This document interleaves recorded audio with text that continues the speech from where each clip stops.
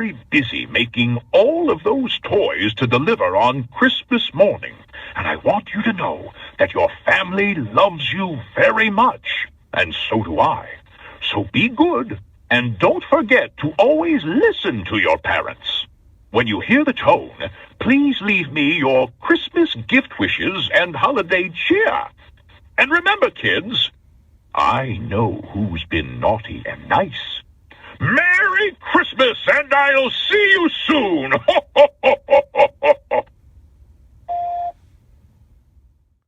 'Twas the Night Before Christmas by Clement Clarke Moore. 'Twas the night before Christmas, when all through the house not a creature was stirring, not even a mouse. The stockings were hung by the chimney with care, in hopes that St. Nicholas soon would be there. The children were nestled all snug in their beds, while visions of sugar plums danced in their heads. And Mamma, in her kerchief and I in my cap, had just settled down for a long winter's nap. When out on the lawn there arose such a clatter, I sprang from the bed to see what was the matter. Away to the window I flew like a flash, tore open the shutters and threw up the sash.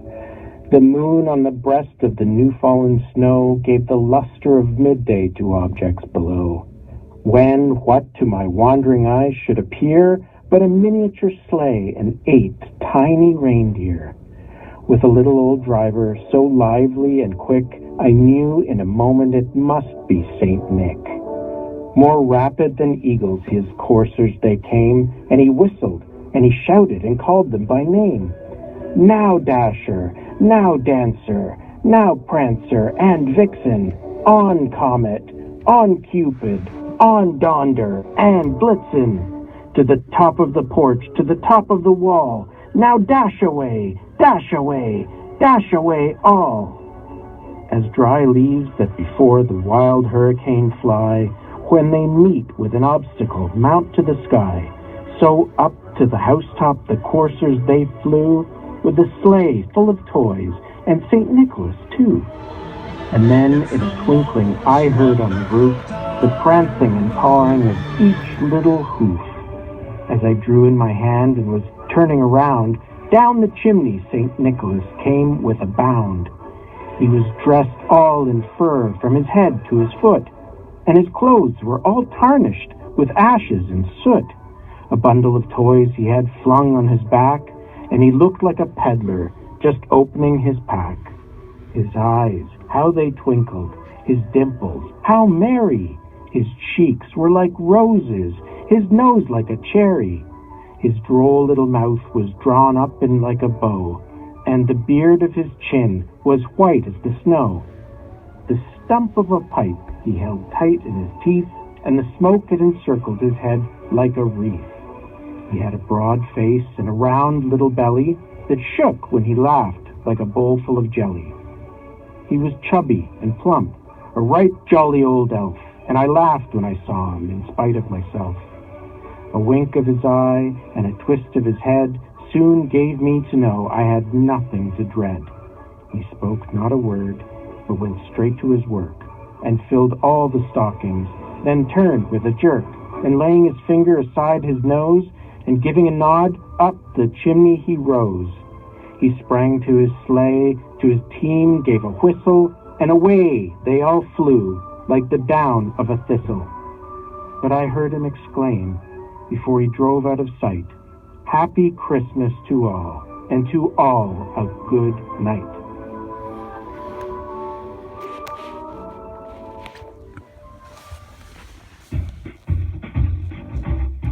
Toast to Santa Claus.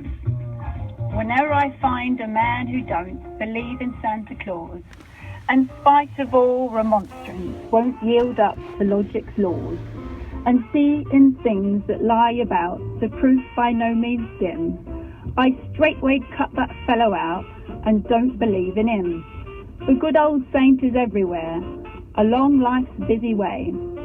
We find him in the very air we breathe day after day, where courtesy and kindliness and love are joined together to give to sorrow and distress a touch of sunny weather. We find him in the maiden's eyes, beneath the mistletoe, as sparkling as the starlit skies, all golden in their glow.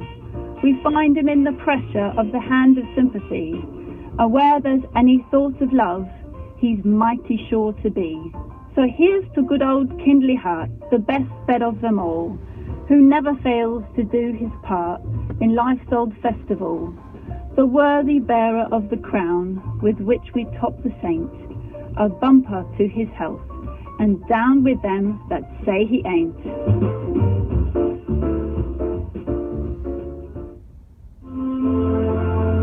A chubby snowman. A chubby little snowman had a carrot nose. Along came a bunny, and what do you suppose? The hungry little bunny, looking for some lunch, grabbed that snowman's nose. Nibble, nibble, crunch.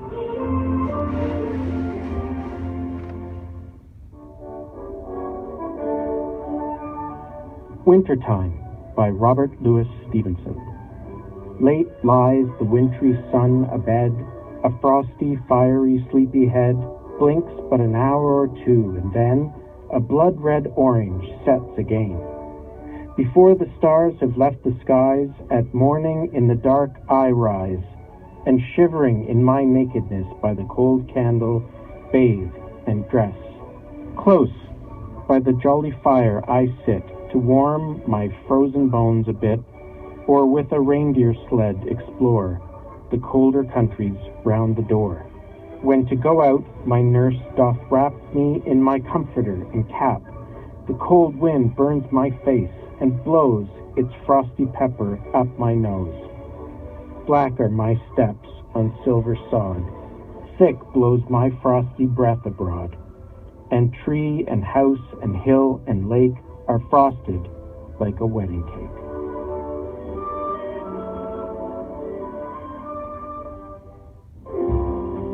The funniest face. The funniest face looked out at me from a silver ball on the Christmas tree. At first I thought it was Santa's elf, but I looked again and it was just myself.